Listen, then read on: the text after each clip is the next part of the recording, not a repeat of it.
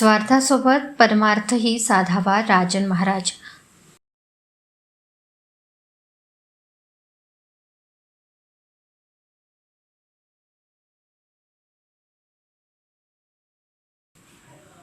जानेवारीपासून चंद्रपुरात सुरू असलेल्या रामकथेमुळे संपूर्ण शहर राममय झाले आहे. भक्तगण तल्लीन होऊन रामकथा ऐकत आहे.